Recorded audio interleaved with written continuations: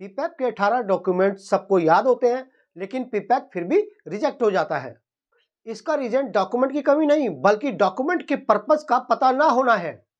आज मैं पीपैप के 18 डॉक्यूमेंट्स सिर्फ लिस्ट नहीं, इंडस्ट्री की मीनिंग के अकॉर्डिंग आपको समझाऊंगा। मैं प्रकाश चंद्र जोशी और आप देख रहे हैं इंडस्ट्रियल स्किल हब। चलिए आगे चलते हैं।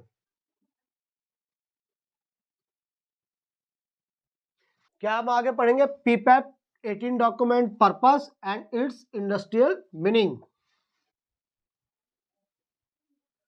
अब पीपैप की हम फुल फॉर्म जानेंगे कि पीपैप की फुल फॉर्म क्या है।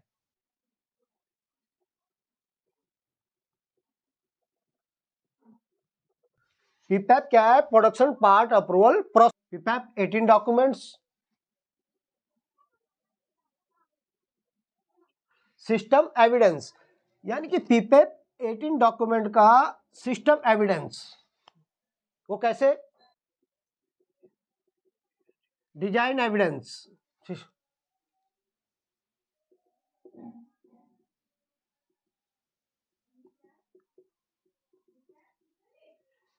प्रोसेस एविडेंस,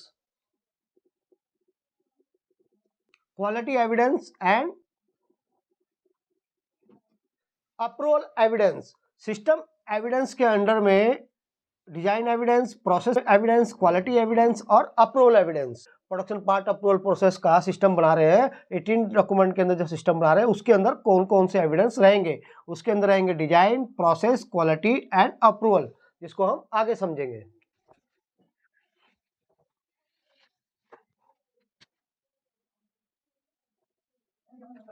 अब सिस्टम एविडेंस के अंदर क्या मैंने पहले बताया था? Design evidence. डिजाइन एविडेंस के अंदर कौन कौन से आपके डॉक्यूमेंट्स फॉल डाउन करेंगे, कौन कौन से डॉक्यूमेंट आएंगे डिजाइन एविडेंस के अंदर, तो आगे हम उसके बारे में समझते हैं। डिजाइन रिकॉर्ड किसके अंडर में? डिजाइन एविडेंस के अंडर में। डिजाइन रिकॉर्ड, डिजाइन एविडेंस के अंदर पहला क्या आएगा? Design record. डिजाइन रिकॉर्ड में क्या आएगा? कस्टमर की ड्राइंग और अप्रूव डिजाइन रिकॉर्ड।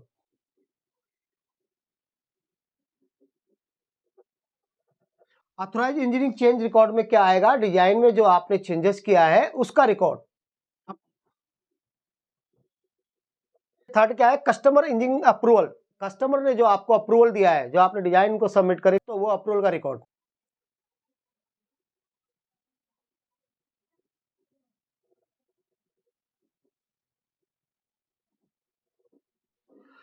अब क्या कि डिजाइन एफएमई है, यानी कि डीएफएमई है, design failure mode and effect analysis.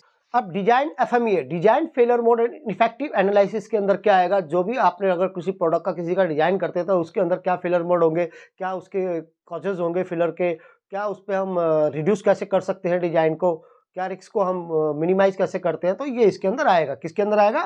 Fourth में, डीएफएमई में।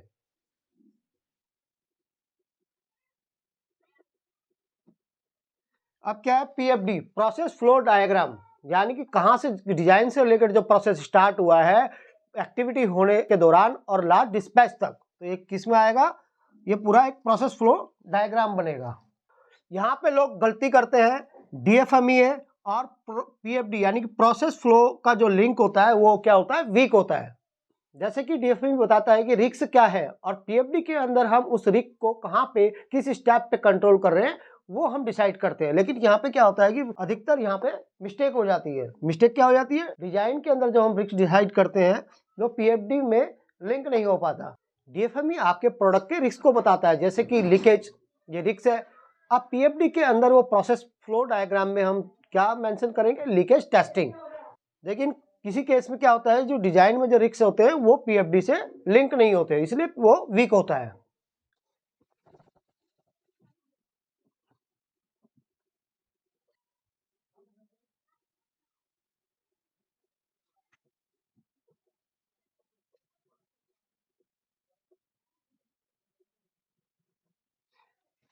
Process failure mode effect and analysis के अंदर हम क्या करेंगे? प्रोसेस के फेलर मोड का पता लगाएंगे, उसका इफेक्ट कितना है वो देखेंगे, और उसके अंदर हम अगर इफेक्ट ज़्यादा आ रहा है, ज़्यादा सेवरिटी है, ज़्यादा प्रॉब्लम है, तो उसको हम मिनिमाइज करेंगे, उसको रिस्क को देखते हुए हर स्टेज पे, हर स्टेज के प्रोसेस पे।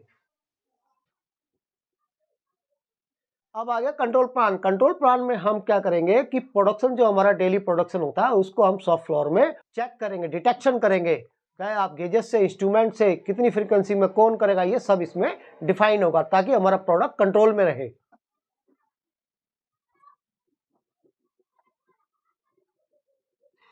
मेजरिंग सिस्टम एनालिसिस, इसमें क्या करेंगे कि हमारा जो मेजरिंग सिस्टम रिलायबल है या नहीं है, measuring system as per requirement के अकॉर्डिंग है या नहीं है, वो हम इसमें मेजरिंग सिस्टम को एनालिसिस करेंगे। एक्चुअली ये सीरियल नंबर हमने दे दिया। सीरियल नंबर कैसे होगा, 5 तक हमने वहां देख लिए थे डिजाइन वाले में, डिजाइन एविडेंस में 6, 7, 8, 9। डायमेंशनल रिजल्ट, रिजल्ट या रिकॉर्ड, इसमें हम क्या देखेंगे, प्रोडक्ट की जो ड्राइंग होगी उसके स्पेसिफिकेशन होंगे, डायमेंशन होगी, उसको हम इसमें डायमेंशन रिजल्ट में वेरीफाई करेंगे।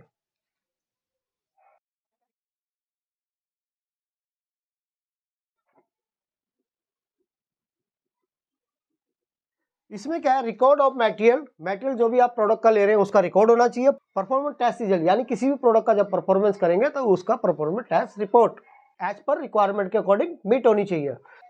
कभी कभी क्या प्रॉब्लम आती है, एमएसए आपने बनाया प्लान के अकॉर्डिंग, वो एमएसए तो ठीक है, मेजरिंग सिस्टम एनालिसिस इंस्ट्रूमेंट का, लेकिन जो कंट्रोल प्लान है, कंट्रोल प्लान के अकॉर्डिंग नहीं होता वो। कंट्रोल प्लान में कोई इंस्ट्रूमेंट ले रहे हो और एमएसए आप किसी और का कर रहे हो, और यहीं पे पीपैप आपका फेल हो जाता है। अब आगे चलते हैं, नेक्स्ट क्वालिटी एविडेंस।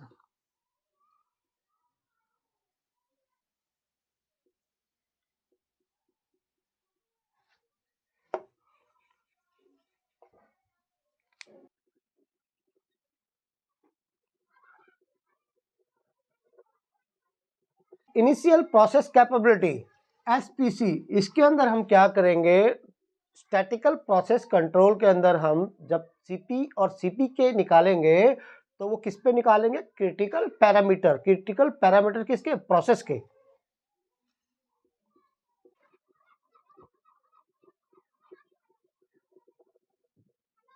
इसमें क्या है, क्वालिफाइड लैबोरेटरी डॉक्यूमेंट, लैब में जो आप प्रोडक्ट टेस्ट करेंगे वो एकदम ओके होने चाहिए।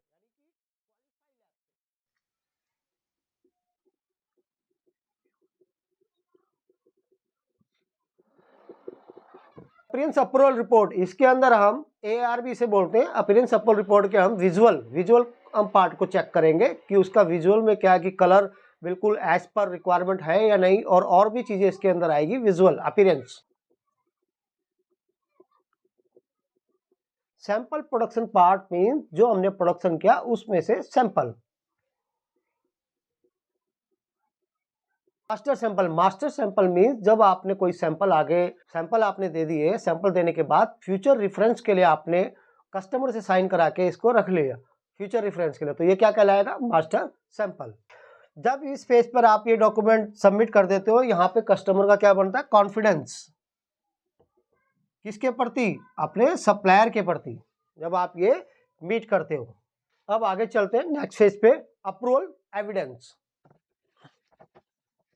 15 डॉक्यूमेंट मैंने आपको पहले ही बता दिए। अब अप्रूवल एविडेंस के अंदर चेकिंग एड्स, प्रोडक्ट जो आप बना रहे हैं वो प्रोडक्ट बनाते समय पीपैप में उसके अंदर इंस्ट्रूमेंट गेजेस क्या यूज हो रहे हैं उसका record. CSR, customer specific requirement, जैसे कस्टमर ने कोई आपको बताया है कि ये डॉक्यूमेंट भी आपको पीपैप के साथ फॉलो करने हैं, जैसे कि आपका हो गया PDI स्टैंडर्ड, पैकिंग स्टैंडर्ड, या और कोई रिक्वायरमेंट जो CSR में उन्होंने लिस्ट दी है आपको, या कोई डॉक्यूमेंट आपको दिए।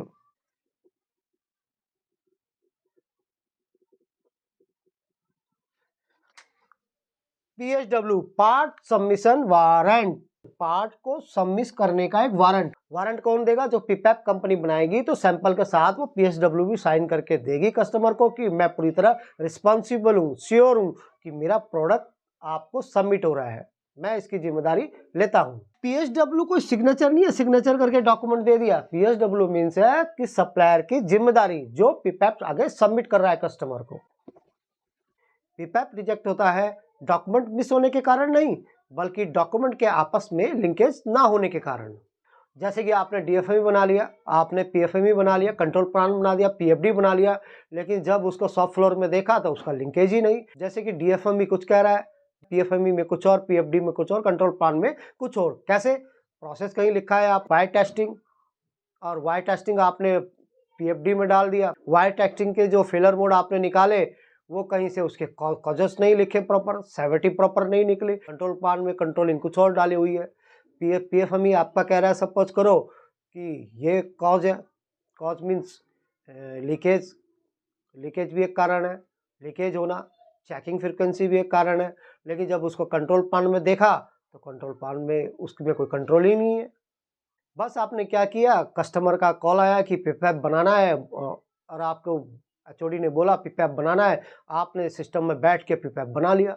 आपकी थिंकिंग ही नहीं हुई। क्या थिंकिंग? प्रोसेस की थिंकिंग नहीं हुई। आप प्रैक्टिकली शॉप फ्लोर में नहीं गए, प्रेस शॉप में, इंजेक्शन मोल्डिंग में, वहाँ आपने देखा नहीं कि क्या कॉजेस हो सकते हैं, कि क्या प्रॉब्लम क्रिएट हो सकती है, क्या पॉसिबिलिटी है रिस्क होने के, क्या प्रोसेस में फेल हो सकते हैं।